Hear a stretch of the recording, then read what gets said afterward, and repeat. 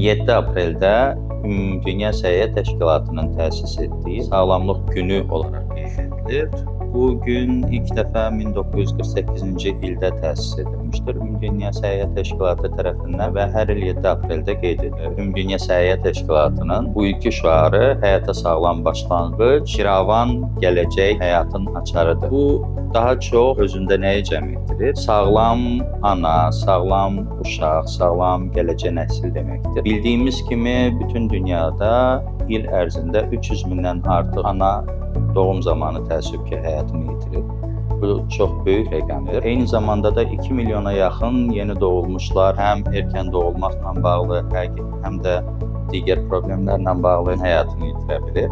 Bunların hamısını cəmləşdirmiş olsaq, həm ana ölümü, sağlıq dövründə ana həyatı itirilməsi, eyni zamanda yeni doğulmuşların həyatının itirilməsi, bunların hamısını bir yerdə götürmüş olsaq, il ərzində 4,5 milyona qədər həyat itkisi deməkdir. Hər 7 saniyədə bir həyatın itirilməsi deməkdir. Bunların qarşısının alınması əksər hallarda mümkündür. Bunun üçün bu sahədə olan mütəxəssislərin maarifləndirilməsi, bu sahədə olan yeni mütəxəssislərin, rezidentlərin yetərli təhsilini təmin etmək, praktik vərdişlərini gücləndirmək yolu ilə mama ginekoloqların praktik vərdişlərini, eyni zamanda neonatoloqların praktik vərdişlərini, daha çox rast gəlinən ana ölümlərinin səbəbi olan doğum sonrakı erkən qanamaların qarşısının alınması üçün mütəxəssislərin bu vəziyyətlərdə nə etmək lazım olduğunu avtomatikləşdirmək, yəni protokol üzrə bu bilikləri mükəmməlləşdirmək